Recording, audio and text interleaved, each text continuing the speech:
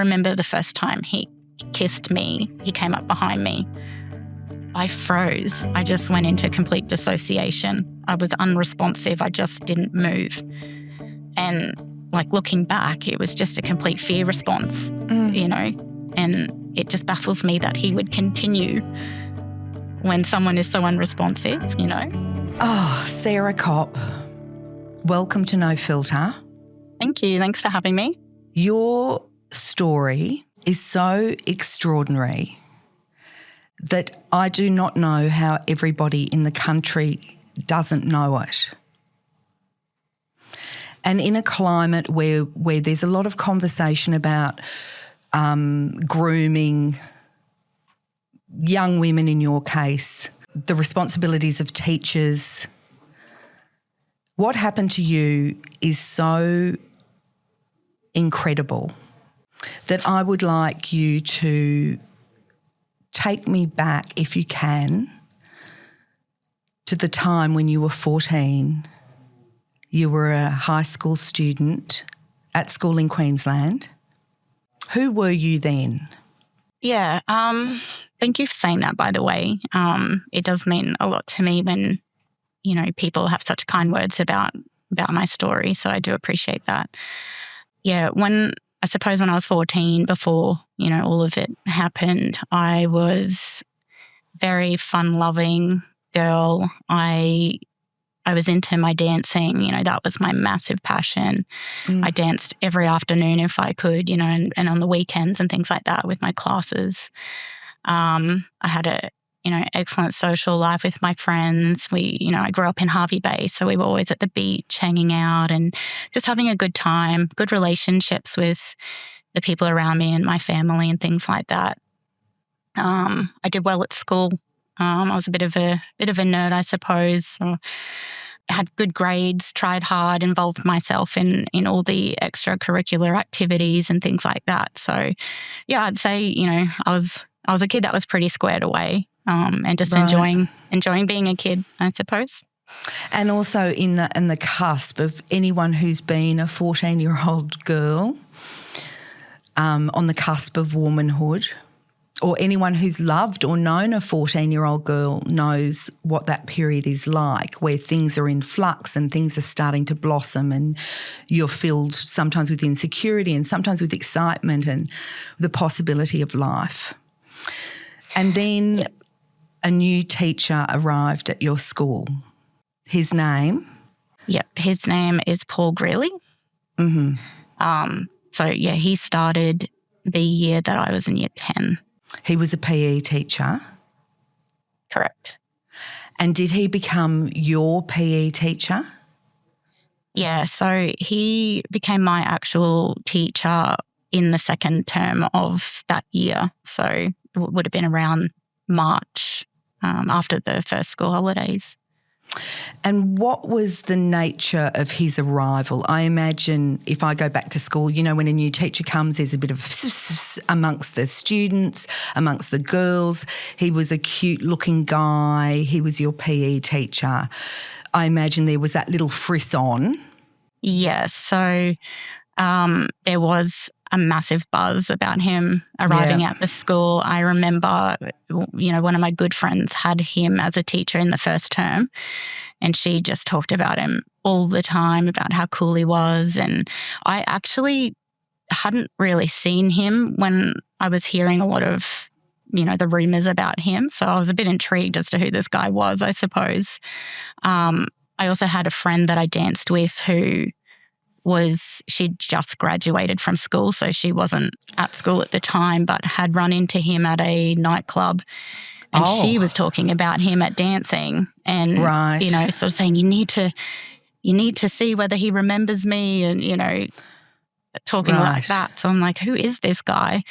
And I do remember the first time that I really, I guess, had a conversation with him, and my friend that was in his class went to speak to him at lunchtime, and I tagged along. And he was just very, very charismatic. And what stuck with me, I think, was the way that he communicated to us as students. It wasn't like all the other teachers. He made you feel like you were on his level in some way, like a mate, very jokey and jovial and things like that. So I walked away going, oh, wow, he is really cool. Like I felt like he could be a friend, rather than a teacher. He was very different. And he dressed well. He wore all the, luxury sports brands and things like that, had a nice tan and flashy smile. So he was very charismatic, and I could see, what all the hype was about, I suppose. So you had noticed him, obviously. Like there's one teacher and a lot of students. At what point did you realise that he had started to notice you? So when he became my actual teacher and the subject, in year 10 that year, we got to choose each term a different sport to do. Right. So I had chosen to do gymnastics, and that's what he was my teacher for.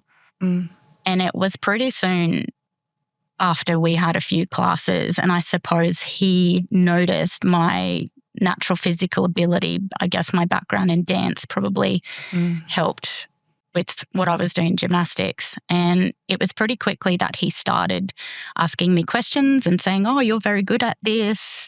What's your background? And I said I was a dancer, and he really bonded with me over that and said how he has so many dancer friends. He loves dancing. And it was from that point that every lesson he would talk to me about that and talk about my physical capabilities and really compliment my strength and my ability in that way, I suppose. And so you felt that there was a bond growing between you. And also in those circumstances, I imagine to be the chosen one is quite an amazing feeling. And particularly at that age. And there's this amazing teacher and who has this intimacy with all these children and who's very impressive. And he had noticed you. He singled you out. He bigged you up. He made you feel great. At what point did it start to transition into an even sort of greater intimacy? And how does that happen, and where did that happen? So I would say, over the coming weeks in those gymnastics lessons, his compliments and his conversations changed from being focused on my physical ability to more my actual physical looks and things like that. So it kind of shifted from being, oh, you're so good at doing that trick to, oh, you're so muscular, you have such a great muscly body. And then he would start commenting on actual parts of my body, which I do remember thinking were crazy that a teacher would say that. But as you say, when you're that age and you're just dying to fit in and feel like you're a part of, being accepted and all that kind of stuff, it is so nice to hear. And so those conversations also sort of came with, I suppose he started touching me more in class, because obviously with gymnastics there is that physical element where you do need to spot people when they're doing tricks and things like that.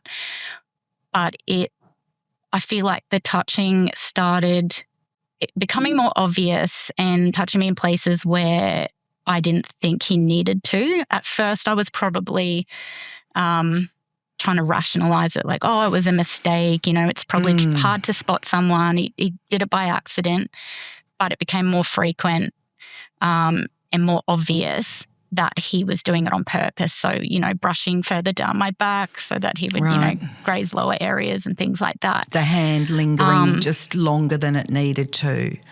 Yeah, exactly. And so that went on for a number of weeks, I suppose.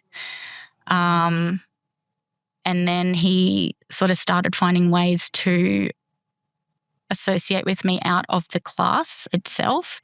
So whether that was at lunchtime or, before school, he would sit me down and help me with assignments and things like that and have that one-on-one time outside of the classroom. And he'd always take me to a place that was somewhat isolated. Like I remember sitting in the grandstands of our gym pool when no one was around at lunch, because I don't even think we were allowed in there, and we would sit in there and he'd go through assignments and, just really building that relationship, starting to normalize being close to me and, the occasional touching of my knee while we're sitting down and things like that.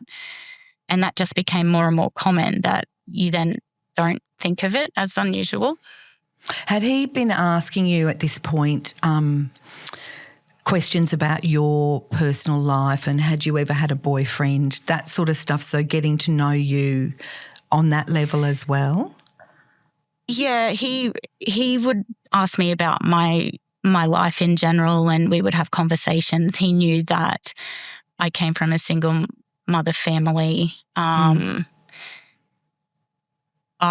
remember him actually talking about a relationship that he'd had with a student from the school he was at previously, where he used to draw parallels, not a sexual relationship that he told me, but he would draw parallels saying, you remind me so much of this young girl that I taught at this school, and she had a single mom and things like that, and I used to help them with things. And yeah, he was very much well aware of my home life and my situation.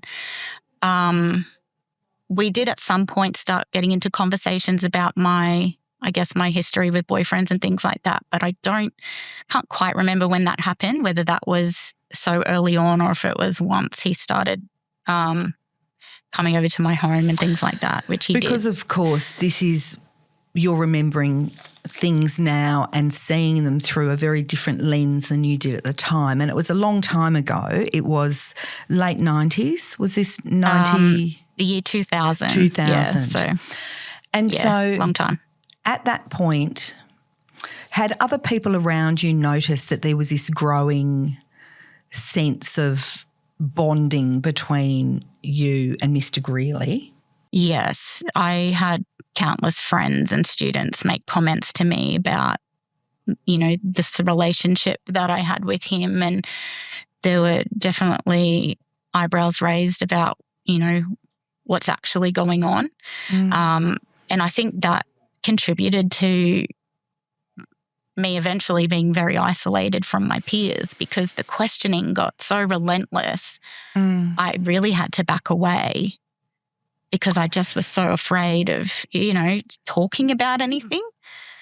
So I started to close off because I just didn't want to talk about it, and I ended up really not spending any time with people of my own age. And was it also because there was a sense that there was something that was growing between you and Paul that was kind of precious, so you were protecting that? Yeah. I mean, even in those early days when our, I suppose, relationship only existed within the school environment, I remember him saying things to me like, even if I had a wife and a child, I would leave them for you.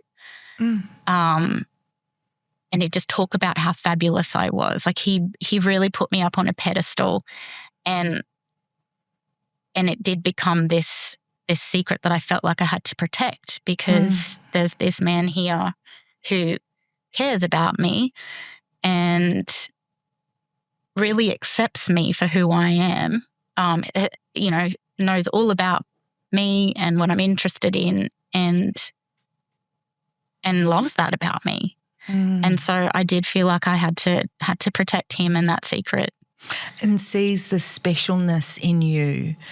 And at that age, often you're racked by the desire that your belief that you might be special is a founded one, but you're also torn with the fact that maybe you're not. So someone who's making you feel like a queen has the most powerful tool in their toolkit. I know for myself, and I think most people going through those years of adolescence, you are still trying to work out who you are and where you fit in the bigger picture. I didn't always feel like I fit in well with my peers just because I had such a, outgoing, crazy personality. Sometimes I felt like I was a bit much for people. I guess through my dancing, I was always wanting to entertain people in some capacity and very confident. And yeah, sometimes I felt like it wasn't well received with my peers. And yeah, he was there, really making me feel special. Like that was a great quality in me. And, he adored that. And so it does, it makes you feel yes. unique And often special. I think at that age where sometimes maybe your girlfriends were a little bit in that physical, losing your downy feathers and getting the awkward adolescent feathers, because you were a dancer, you would have had some physical assuredness that maybe they didn't have, that also may have singled you out from them. Yeah, potentially. Because it's funny, I felt like that at the time. And then you go back to school reunions years later and people are like, oh, I really looked up to you. I thought you were fantastic. And, you're always so confident. And they do. They compliment all those things that you at the time felt so awkward and uncomfortable about.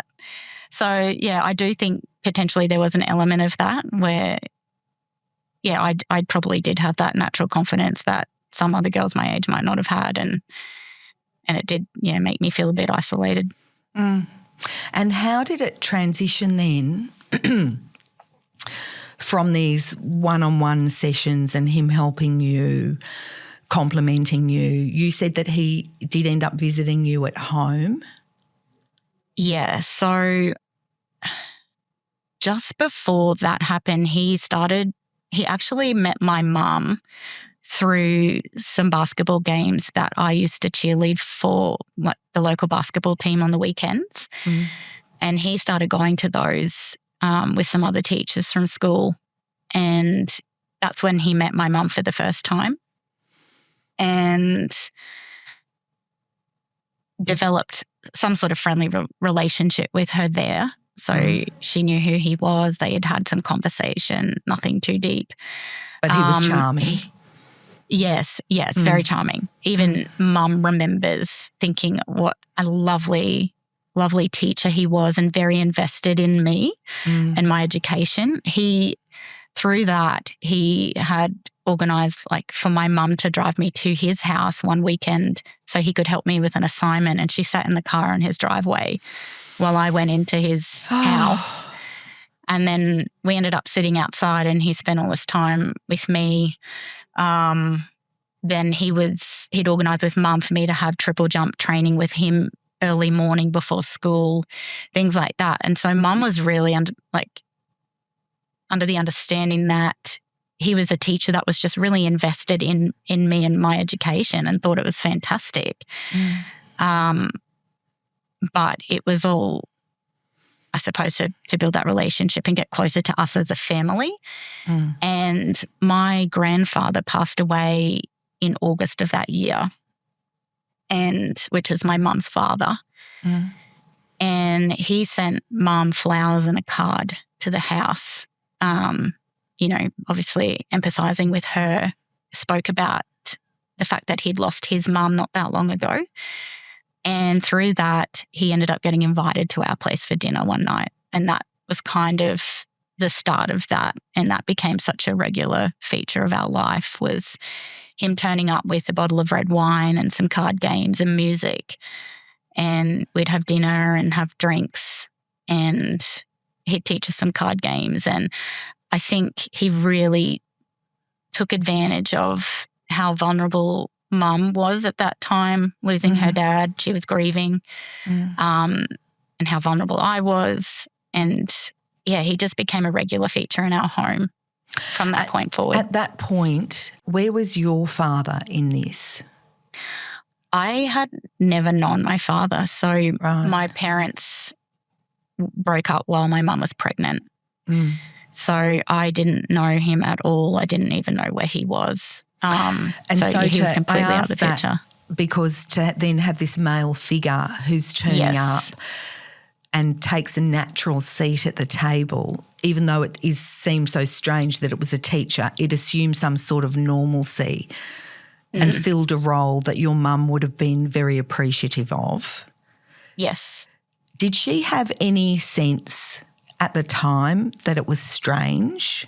No, I don't think she thought it was strange. She really appreciated his friendship Right. That's one thing that she reflects on is Mum didn't have a lot of friends at the time. And I think for her, it was an adult that she could talk to and have adult conversations with and talk about her problems. And yeah, I think she had no clue that he was interested in me and genuinely thought that he was there as her friend. Right. And, a support to her. And yeah, she looks back at that. I mean, obviously completely differently now, but at the time, yeah, she just really appreciated having another grown up to talk to. And then at what point did it change? So when he would say, come to your house, did he ever seek you out, or was he very careful not to do that and just really to build the bond with your mum? Initially, it was, I suppose, building that bond. But then it did change. He ended up getting suspended from school for a number of things. I'm not entirely sure of all the details, but he sort of vanished from school one day. And I didn't know where he was. So this was probably prior to him coming over to our house regularly. Right.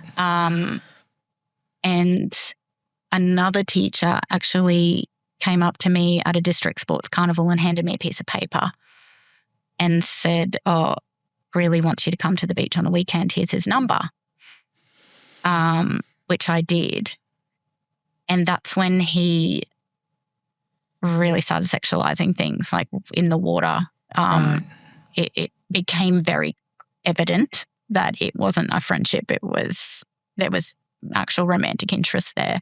And he ended up kissing me on the beach that day.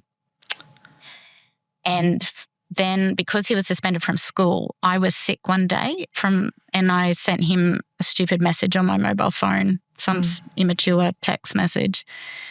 And he said, "Are you not at school?" And I said, "No." And he said, "I'll come over and bring you chicken soup." And that was when it all changed. So obviously we were home alone together that day, and that's when things escalated. And then those times at home when he'd come over, when Mum was there, he would linger after she'd go to bed because Mum was still working and had to get up early, and she'd go to bed and excuse herself, and he would hang around then. And yeah, that was kind of how that transitioned, I suppose. So then what did you think you were to him, and what did you think the nature of the relationship was? So this was, you were having sexual encounters now. Was it your first sexual experience with him? Pretty to that level, yes, definitely. I'd had a couple of, short-term boyfriends, as you do at that age, that didn't go anywhere near, that level. My memories of that time is just how hard and fast that came on for me. It escalated. Yes. And I think that's the damaging thing about that is, when you're with people your own age and you're experiencing all those new things together, it's everybody's first. So, you're really only doing things that you're comfortable with, and it's all very much experimentation. But when you're with a man, it just goes like 100% straight away. And a lot of the things that I was being made to do or experience, I was in shock. I remember the first time he kissed me, he came up behind me. I froze. I just went into complete dissociation. I was unresponsive. I just didn't move. And looking back, it was just a complete fear response, and it just baffles me that he would continue when someone is so unresponsive, it was scary. Do you, at the time, how did he address your non-responsiveness? Did he think that you were shy, or you were reticent, or being coquettish, or playing hard to get, or did he not really focus on that? He didn't. He just ignored it, and that's what I find so unsettling.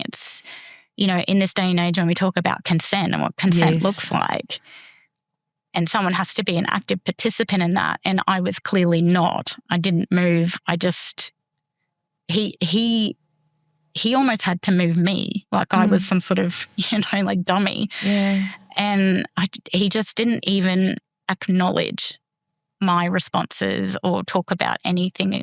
Never had a conversation about my feelings and any of this and what I was comfortable with. It was just he wanted what he wanted. And, I just felt so objectified. So you were at this stage like 15? Had you turned 15? And yes, he I had was, turned 15. How old was he? He was 31. And then so you're now in a relationship with him. You've gone back to you go back to school. I mean, he's back at school after the suspension, the mystery suspension. Yeah, he does eventually come back to school at some point at the end of that year. And then how does that work? It was interesting. He came up with a little code, like a physical code that he would do to show that he was thinking of me and wish that he could express his love properly. So he'd say if he ever scratched his ear, right, that was what he was thinking about. So yeah, he'd walk through the school at lunchtime. He'd always make sure he walked past where my friend group sat and, he'd scratch his ear and, we'd have this little secret that I'd have a little giggle about and feel special and whatnot. But I do remember he was pretty clear that we had to be careful from that point forward, like especially him coming back after being suspended. He was very much in my ear all the time about it being a secret and that we'd be in trouble, and especially him. And, we wouldn't be able to see each other again and he wouldn't be able to do all these fun things with me. And if anyone found out. So he really sort of made sure that I wasn't going to talk to anyone and distance myself from him at school. All of this is, we now know, is textbook, isn't it? All of it.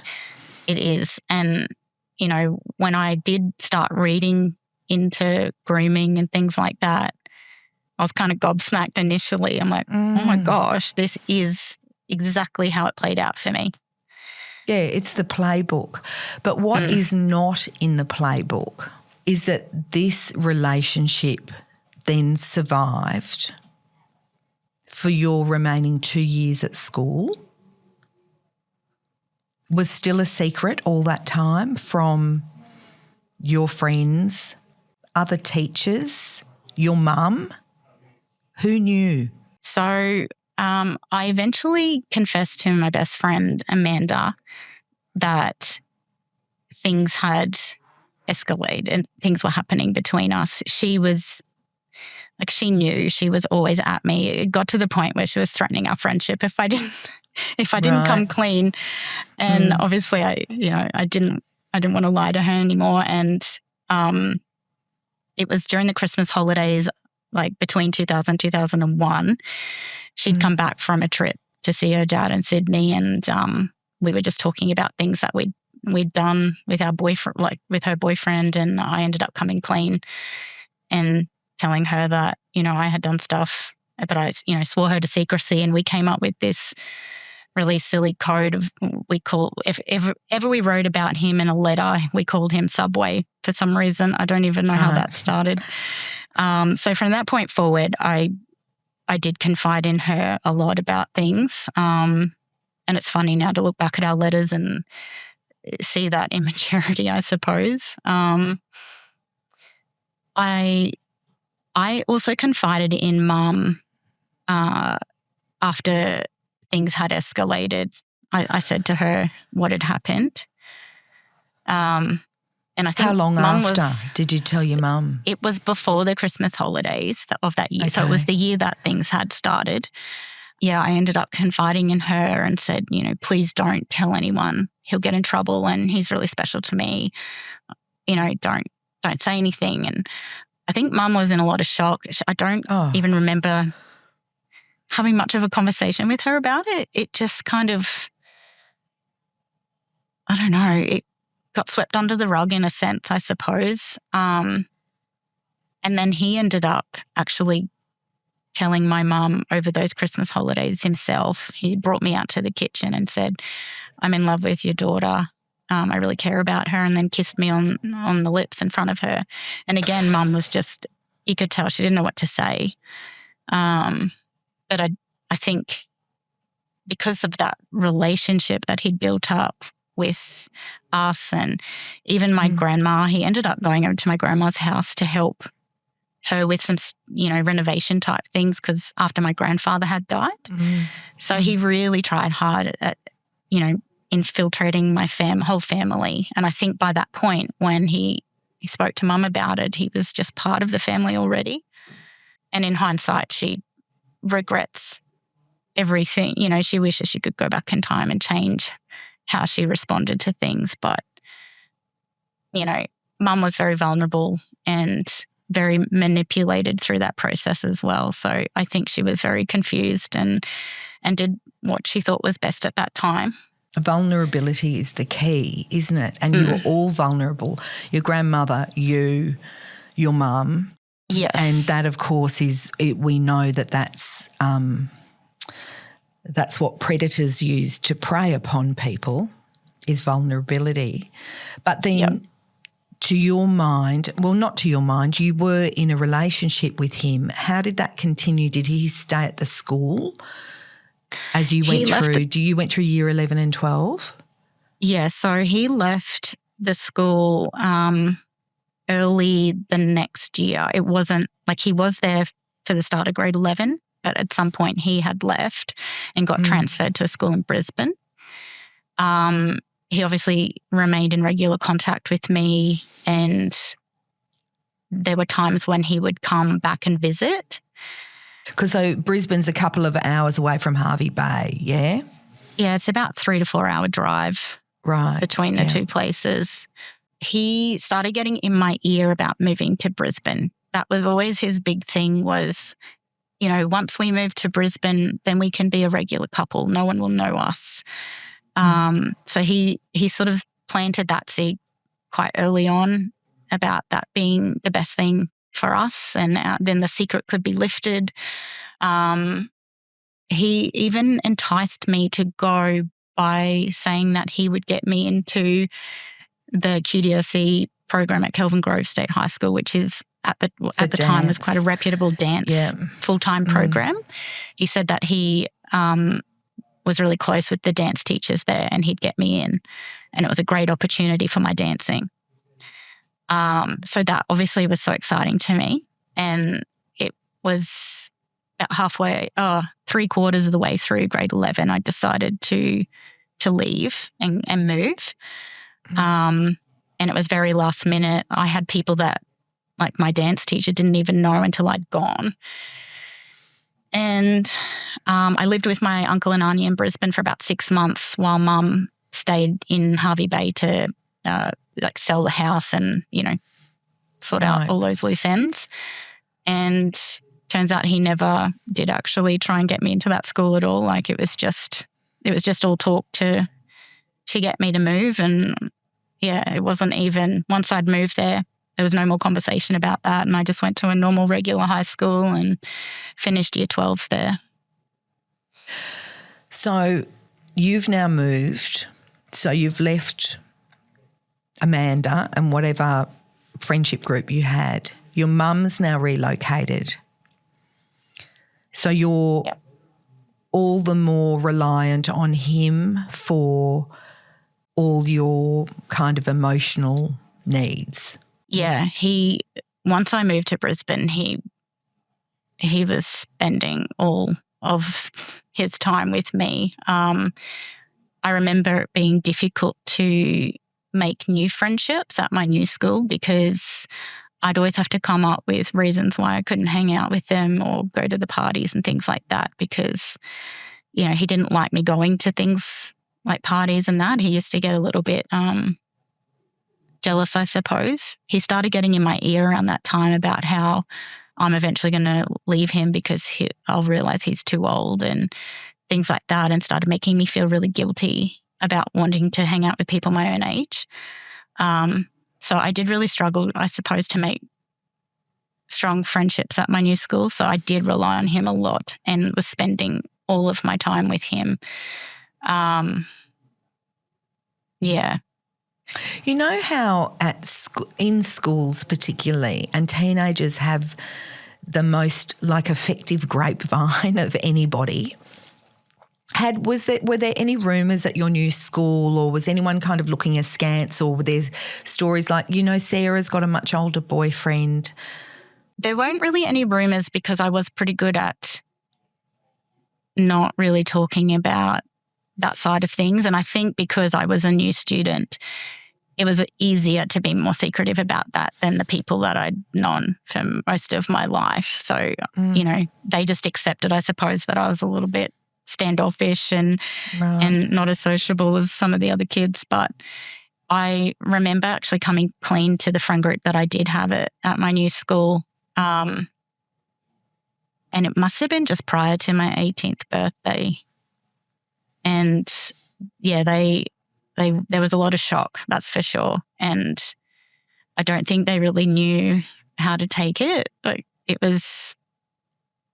wasn't well received. And I remember my male group of friends that I had at school, they reacted really badly. They got really angry about it, and were sort of telling me that it's so wrong and disgusting and he shouldn't be doing, they were really protective and got quite mad about it. That's interesting, isn't it? So they were sort of kind of more territorial about you and what was happening to you than your girlfriends at that time.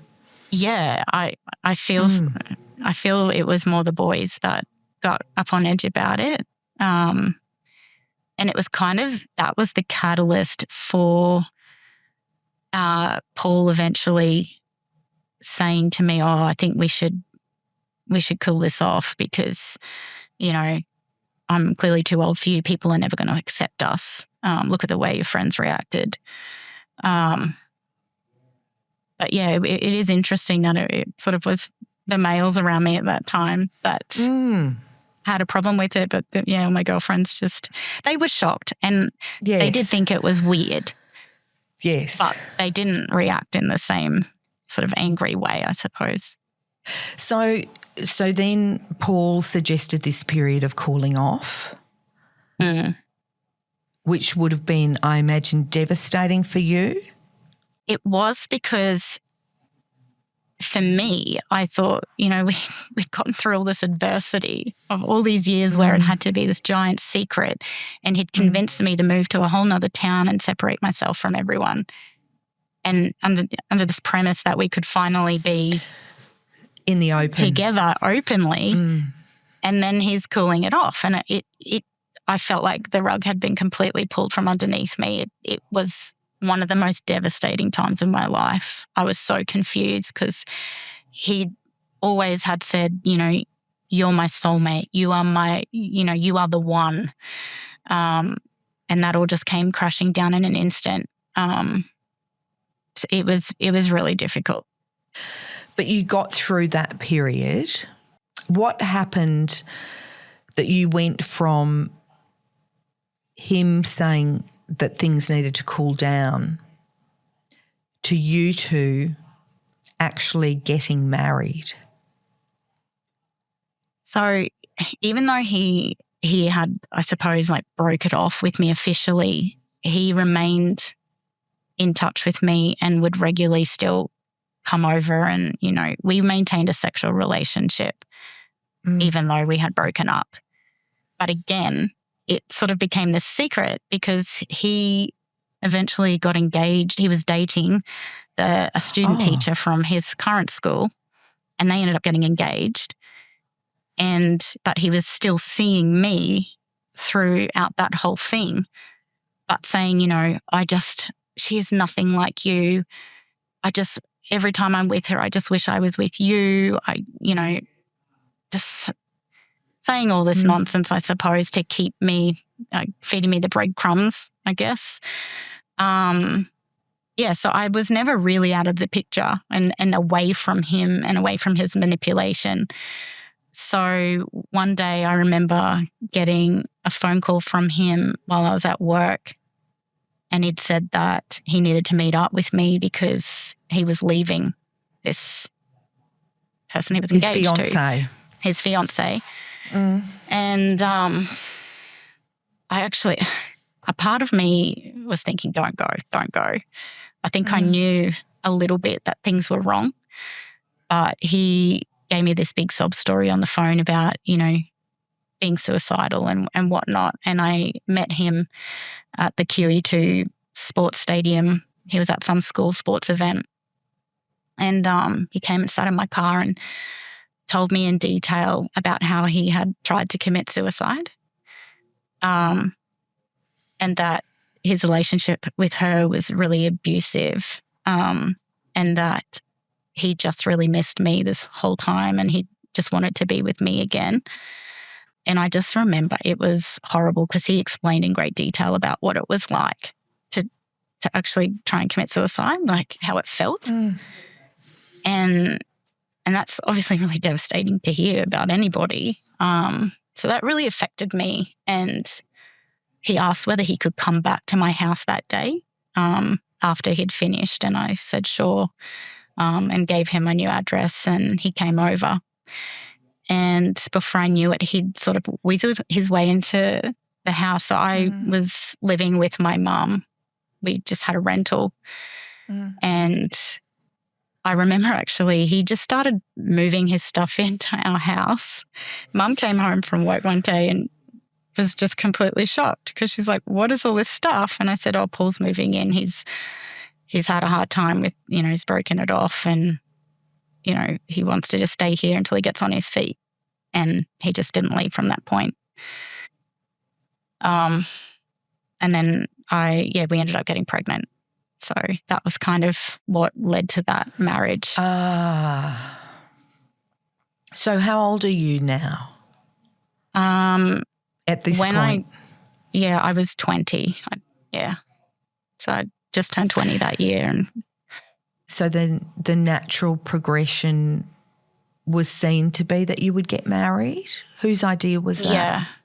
Yeah, it was his, but at the same time, he was trying to play me off against all these other women that he had in his life. It was really confusing. He had actual conversations with me where he'd be like, I don't know what to do, whether to be with you, whether to be with this person, or whether to be with this other person. In an ideal situation, I'd like to be with you, but be technically married to, it was just, in hindsight, as a grown woman, I'd look at that and just, it's red flags everywhere. Sure. But I felt so desperate to prove myself. Yes, because you, in many ways, I imagine, though you may have had the chronological years, you weren't a grown woman because a lot of your relationship with him must have been cemented as a 14-year-old. And because he's done this thing of pulling away, so you know how it is to be without him when you're so reliant on him, then when he comes back, you're like, I've got the prize. I've got a chance of getting the golden ring. Yeah, it was very much like that. And, yeah, it's interesting that you highlight about sort of being stuck in that real adolescent mindset. And I feel like that was exactly how it played out for our whole marriage. I never felt like I really grew into a woman, or when I tried to, that's when the big problems started. All the cracks in our relationship were forming. When you would try to assert yourself. Yeah, I guess I started, after we had 2 children, and I was starting to get into my mid-20s. I suppose I started talking to other women. I had started making other mum friends, I suppose, because when I was young, none of my friends were in marriages with children. I was sort of the only one. I didn't have anyone to talk to about what marriage is like.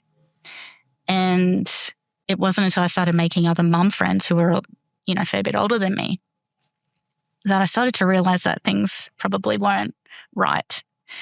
and I wasn't in a normal marriage. And so I did start to grow up a little bit and try and have my own voice. And the cracks really started forming then because that wasn't well received. I used to get comments all the time that I'd changed and that he wishes that he really misses the young girl that would sit like a puppy at the front door waiting for him to get home. And I just thought, why would you actually want that? Like, don't you want a woman to be with? Like, when you would tell your new mum friends your origin story, did you edit it or what did you share with them?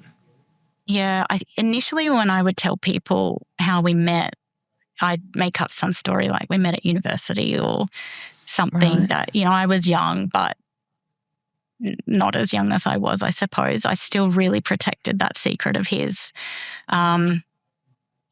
Even when I started eventually going to counselling, I wasn't honest with my psychologist at that time. It was just really drilled into me about never telling anyone. Even at my wedding, there were strict instructions that no one was to talk about how we met. Well, who was at your wedding? There were no friends from your past? I had a couple of friends from it. Like I had my best friend Amanda there. Yep. And then I had another friend of mine, the one that actually first introduced me to him. He always really liked her. So it was actually his suggestion to invite her. They were probably the only friends of mine that were there that from back in the Harvey Bay days. All my other friends that were in attendance were people I'd met in Brisbane. And who did he bring? Who was on his side of the aisle? He had his family. He's got 3 brothers. His dad and stepmom were there, and he had a table full of friends these were all people I'd never met, by the way, even his family. Wow. I'd met his dad once when I was 17. We were on our way to some event and we stopped in. But other than that, I had never seen these people until the day before my wedding and all of his friends the day of the wedding. So I felt so uncomfortable. It was such a weird experience I felt like I was just copied and pasted into his life in a way. Like I just existed one day. But yeah, I was telling, my friends, like, you can't say anything to anyone about how we met. This is a secret. His family don't know. So I don't understand. His brothers and his parents didn't know how you'd met? No. I don't even know when they even found out about me, to be honest. Right. Like, his dad, as I said, I met him. We dropped into his house at the end of grade 12. But I don't know if he remembers that or knew that was the same person because, the few years had gone by since then. Right. Gee, that makes the wedding speeches difficult, doesn't it? Because a big part of weddings normally is the origin story. Yes, exactly. I forget who actually made a speech. I know Amanda spoke on my behalf and a couple of my other girlfriends said something. But I think Paul might have been the only one who spoke on his side, maybe his brother. But again, it would have been so surface level stuff because he knew nothing about me. No. You know what's interesting is you mentioned earlier going to see a counsellor. So within you, even in this period in which really he's been really the only sun and rain that's been falling upon you, a little seed of something has been germinating within you that makes you seek out counselling in the first place. What was that? Well, it was actually something completely random that got me in the door of counselling. And in hindsight, I'm so glad it happened. I was actually in a car accident and it was quite bad. I got hit by a truck and I ended up struggling, I guess, to get in a car for a little while after that. So I went to seek out counselling to deal with that. Because otherwise he would have been very anti you going to counselling, wouldn't he? Yes, 100%. And he ended up stopping me. So when I went to this woman, it was probably within the first session, maybe the second. She just she started directing the questioning more towards my relationship. And I was wondering why she kept bringing that up and not the accident. And then, she slips me a couple of pieces of paper on domestic violence and starts saying, I don't think you're in a healthy marriage. I do believe that, you're suffering a few of these things. And I thought, that's really strange, really. I didn't know how to take that. And the first thing I did when I left is went home and talked to him about it. And that's just how naive I was, I suppose, and young. I just went, this is what the psychologist just told me. What do you think? And wanted his perspective of it. What was his perspective, by the way? He instantly was dismissing it and, that's rubbish. She's just toxic. She has no idea what she's talking about. Do not go there ever again, So I quickly axed those sessions. I think I only had 2 with her and never went back. But it did plant a seed. I think it was the first time that I went, maybe there is something not quite right. And then when you start hearing it from, the other mums and things like that, it starts to get you really thinking about things. And so what period of time had elapsed before did you resume counselling at some point?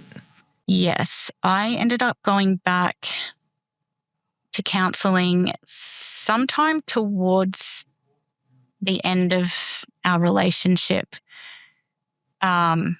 He made me believe that I had anger problems. So I thought I'll go to see a psychologist and get that sorted out. And I saw a different psychologist, and she started then saying the same things as the first one. Right. And going, I don't think you have a problem. I think you're a victim here. But I still wasn't honest with how the relationship started. So this is just purely based on everything after that. And how long had you been married at this point? This would have been maybe 5 or 6 years into the marriage, right. I'd say. It was getting towards the end. And then I stopped going to her again, I think because she was saying all the same things as the first one. And I'm like, these people aren't listening to me. I have a problem. They need to fix me. That was my mindset. And then I started seeing another psychologist probably the year that I ended up leaving him. And I still wasn't honest with how the relationship started, but I started mapping out a real plan about, I think I had realized how bad the relationship was, and I'd become aware that it was not healthy for me, and mapped out a plan with him. At what point did you realise that it's not just a matter of it being a bad relationship, but the fact that the relationship could never be good because of how it had begun and how you were brought to it? At what point did those pieces click together? I imagine that took a long time. Yeah, it took a really long time, and I probably didn't fully grasp that until after we separated and I had some space from him. And I started really taking note about, I was reading a lot. I was informing myself about things. I was talking to people a lot more. I was probably felt like I could be more honest about how my relationship started, which opened, up a lot more conversation with people. And it was probably in those first few years after leaving him that I realized that what had actually happened to me, and that the whole thing was just manipulation and abuse the whole time. And yeah, as you say, a relationship that starts like that can only continue like that.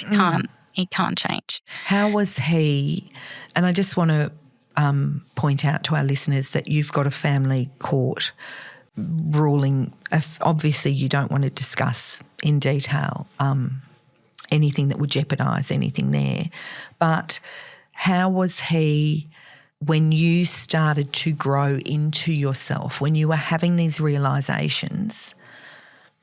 I actually think I tried to reach out to him and tell him how I actually felt, and that, tell him what he did was really wrong and how damaging it has been to me.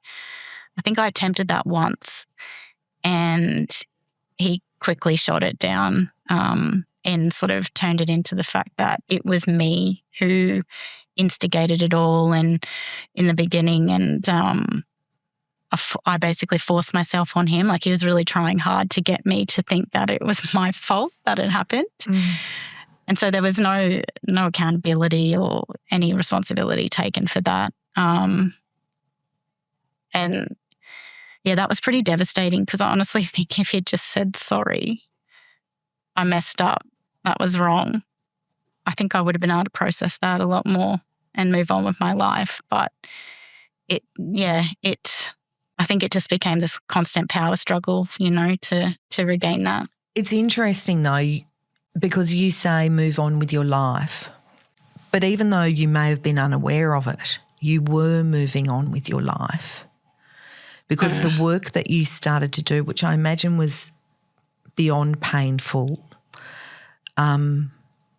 led you to going to the police. Yeah. Like, that's a remarkable, Sarah, isn't it? That is properly someone who's very different from the girl who was back here. Or that was the little seed inside that girl. It was incredibly hard for me to make the steps to go to police.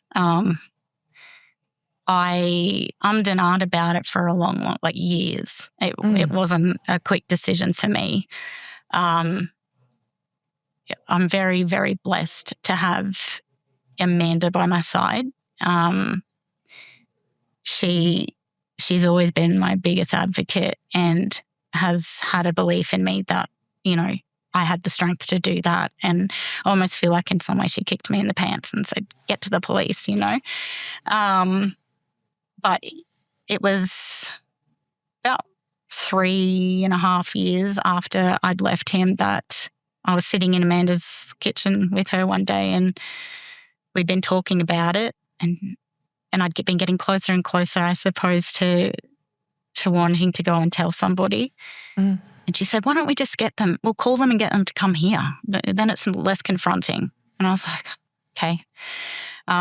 So she rings the police for me and explains the situation, and they said they were going to send a unit out to her house.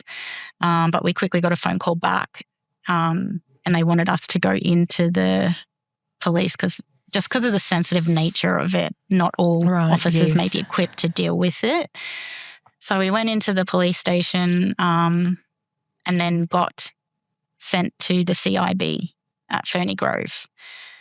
And that's when I met Detective Julia for the first time and sat down with her and just offloaded a bunch of my story. She was probably the first person that I just was honest with, just laid it all out there. How was that, by the way? How did that feel to you for the first time to tell the truth? It was scary because I knew once I ripped that Band-Aid off, there's no going back, But it was just like a huge weight had been lifted, and mostly too the way that she received that information, I think, helped me feel that way because, I had a lot of instances throughout, my separation where I felt like I had a lot of slam doors in my face and wasn't getting anywhere within the institutions and the systems that are available for people. People wanted to minimise what had happened, or it was too complex for them to entertain? Yeah, I think, it is such a complex situation when, I think a lot of people saw it and sensed that there was a marriage there, so it couldn't have been that bad. and I just felt like no one was looking at the bigger picture or had an understanding of what I had gone through, and I found it really difficult to get protection in place and to get help, I suppose. So to have her sit there and just listen and receive that and believe me and tell me that she's going to do something with that information, I walked out of there just, I don't know, speechless. Like, I don't think even at that point I ever thought that it would progress past that. I didn't think it would. I just, but, you know, I'd told the truth. I'd said my story to someone and it was received. And that in itself was huge. And then, so Detective Julia led you through the process then? Yeah, so she got back in contact with me to come in and make a formal statement. So when I first sat down with her, it was more just a general conversation where she got the gist of what had happened, and she'd obviously gone away and spoken to her superiors or whatnot. And so we sat down, we had a couple of sessions of going through my statement. It was, I think the first time I sat down, there were 2 4-hour blocks. So it was about 8 hours in total. And then I had to go back a second time and do a second statement.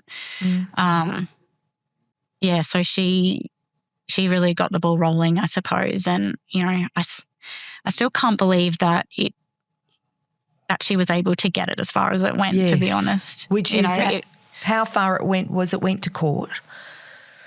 Yes. And that was another ordeal. Yeah, so the trial was last year, just over a year ago. So I first made that statement the beginning of 2018. He wasn't charged until 2020. Wow. And then didn't go to trial until 2024. So it is a very, very long process. In the trial, I mean, you really, the evolution of you, it feels like continued throughout the trial. In your, was it a victim impact statement where you addressed the court? And you spoke so not only eloquently, but the points that you raised were quite extraordinary ones, because I gather that in the case they were focusing on whether you were 15 or whether you were 16. Yeah, the whole thing was this argument over a 6-month period, basically. So there was no denial of a relationship, but they were, you know, defence were arguing that the relationship started when I was 16 as opposed to 15. In which case it would not have been illegal? No. Even though he still had a duty of care to you?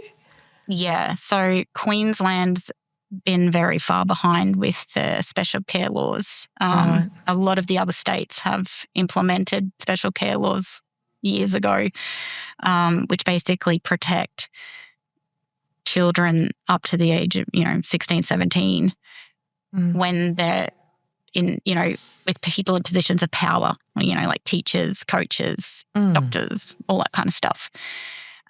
Queensland have only just instigated laws to that effect, I think towards the end of last year.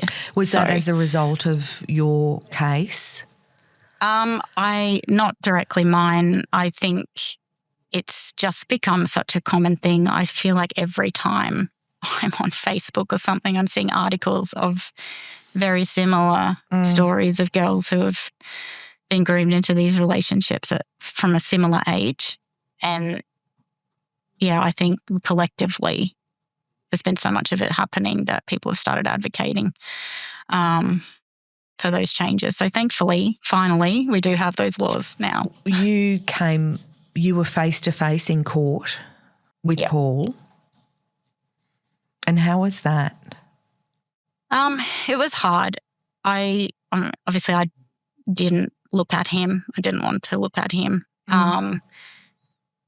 I was allowed to have a support person with me, but what I didn't realise was that defence actually can vet your support person and prevent them from coming in, which I feel like defeats the purpose of even having a support person in the first place. So the night before I was meant to appear in to give my evidence, it was quite late at night. I was in bed. I get a phone call from the DPP saying that defence have denied the support person I put forward. And I said, can they do that? And she said, yeah, they can, but they haven't given us a reason why. Do they have to give a reason? Well, I don't know if they have to give a reason or whether they just hadn't said it. Because I was like, what reason is it that my friend can't come in? Because it was a friend that I'd made since moving to Brisbane. So she wasn't around in the time of the offence. Anyway, she said, oh, can you try and find somebody else? So I organised another friend to come, and both of these friends of mine actually came with me the next morning. So they were both there. Found out that morning that the other friend was also denied. Oh. And I said, why? This doesn't make sense. And it was because they might be called up to give evidence themselves. And I'm thinking, for what reason? They weren't even from Hervey Bay. They weren't around. Like, what questioning could they possibly be needed for? So I ended up having to go in initially by myself without a support person, because obviously this had happened so last minute. Prior to going in, I didn't have anyone else, because a lot of other people that I had were already subpoenaed to give evidence. So my friends are madly on the phone trying to get somebody to come. Luckily, my friend's mum was able to come a bit later on in the day. So she wandered in sometime while I was getting cross-examined. So she came as like just someone sitting in the court. Yeah, so wasn't it's just there someone that can... Yeah. Someone that can just sit there so that you feel supported. You can look at them for, that connection and stuff, which it was nice to have someone in there. It's such a confronting experience, and I was completely gobsmacked that I had to go in by myself, because they preach about having all of these special considerations for victims of these crimes, one being a support person, but then no one ever tells you that the perpetrator can actually block those people from being there for you. So I didn't actually have a support person for half of that my How evidence. long was the trial, by the way? It went for the full week, so the full 5 days. Yeah. Yeah. And then he was sentenced? Yeah, so he was found guilty of 5 charges. 5 charges, I think, of indecent treatment of a child, and 1 charge of maintaining a relationship with a child. And then was sentenced to 2.5 years, but suspended. So 1 year, 3 months suspended sentence. So he only has to serve half of it. Right. So he's in jail now? He is still in jail at the moment, yes. So how did that feel? Because that does seem like a extremely light sentence. However, it's also amazing that he got sentenced knowing what we know about the legal process and the treatment of young women. Yeah, for sure. The fact that it even made it to trial was crazy, because especially these historical cases, a lot of them don't even get that far. So the fact that we got a trial was enormous. But yeah, that being said, the sentencing was still, I feel, quite light, considering what he'd done, especially in a position of power that he was in, where he's literally in charge of caring, being a caretaker for a child. But did you feel, people often speak about about the feeling of affirmation when there is a sentencing and when someone is found guilty of something. Because for all those years where you were convinced by the external force of him that it was you and that there was nothing wrong, how did it feel when he was sentenced? I actually can't put in words. It was more when I heard that they'd found him guilty that I can't explain to you the feeling that came over me. Mm. It was just such emotion. I was bawling my eyes out. I actually didn't go into the courtroom initially because I didn't want to be in there around other people if he was found not guilty of everything. I didn't want to experience that in front of people. So I said, I might just stay in the side room. And my friend said, well, I'll text you through the verdicts as they come through. And the very first text I get was guilty.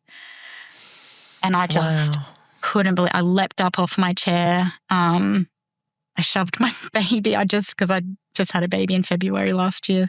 So I shoved my baby to somebody and then raced in to hear the rest. And yeah, there was only, I think, 2 charges that were not guilty.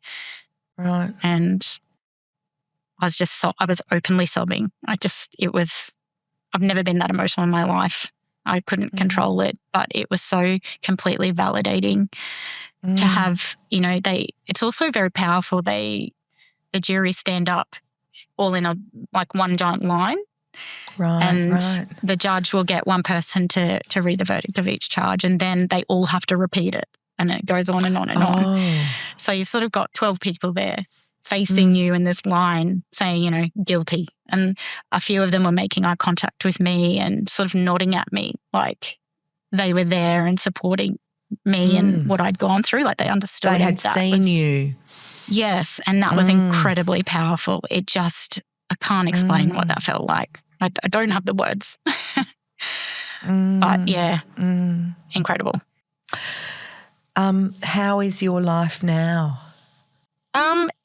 It's good. It's on its way. I'm still receiving counselling for everything. There's a lot to unpack. There's a lot of years. Yes. I think it'll be something that I'm doing for quite some time, but I've sort of reached the point now where I feel like it's time to have a voice and come forward with my story. Yes, you're doing work on behalf of other children. So just this year I've started my own organisation, Step In for Kids, and basically coming up with educational programs that I can deliver in school settings for educators, students, even just community members as well, just to educate them on the signs of grooming, what that actually looks like, especially in those teenage years. I think a lot of people forget how vulnerable teenagers are. A lot of the criticisms I faced were that, but you were 15, like basically a grown up. Yes. But you're still a child, like your brain is still developing into your mid-20s. And especially when you're dealing with these people in positions of power. So I want to read you something. I mean, these are your own words. Yeah. And it's from a letter you wrote to The Australian, I think. Silenced and dismissed, how the legal system minimises women's trauma. And referring to the trial, you said this: throughout the trial, the narrative portrayed the relationship as a misguided love affair, attributing romantic feelings from my abuser, and portrayed me as an obsessive teenager with an infatuation to justify the perpetrator's actions. It was distressing to bear the blame as a child under the age of consent. I was exactly that, a child. By the time I turned 16, grooming had ensnared me completely. There's very little acknowledgement of that when it comes to abuses of power like this, that a girl can be, in this case, judged for maybe having a crush on someone who should be a person, a paternal figure, who should be actually someone that you can feel like that about, and they're the adult and they're like, that's okay, I will not abuse that power. You have changed, Sarah Kopp, things not only for yourself, but for everyone who will hear your story. And for the young women, the girls/young women who find themselves in positions as well that they shouldn't necessarily be put in. Yeah. Your strength is formidable. Yeah, I do hope I can make a difference in someone's life. And even if that is anyone else out there that has gone through something similar that might still be keeping that secret and isn't sure if they're ready to come forward. Like, if I can give someone the strength to make that first step and know that there are people out there that will listen and believe you, and, you know, a chance to get justice, you know, that's what it's all about. I only hope that I can help people in that way. When you were sharing your story with me, it made me so angry that I felt like my eyes could pop out of my skull. It was deeply wrong what happened to you, but the best thing you can do in life when you have been wronged is to make it right on behalf of the girl that you were and the woman that you are. And my wish for you, and I'm sure that all our listeners will share it with me, is that you continue to dance. You really deserve to dance. Thank you. Making me emotional. Well, you've made me emotional. Yeah, yeah, I appreciate that. Yeah. I think dance will always be in me. Well, you know, when you were talking about when you were a teenager and how you were so exuberant and you thought you were too much, I think we'd all like to see that too much again. Yeah. No, I don't think you can get the dance out of me, that's for sure. I'm currently a dance teacher, so I'm passing that on to the next generation. Thank you so much for sharing yourself with us, and best of luck to you. And your life is going to blossom like a flower. Thank you very much, and I appreciate you having me on here so that I can share my story. So yeah, thank you. Thanks, Sarah.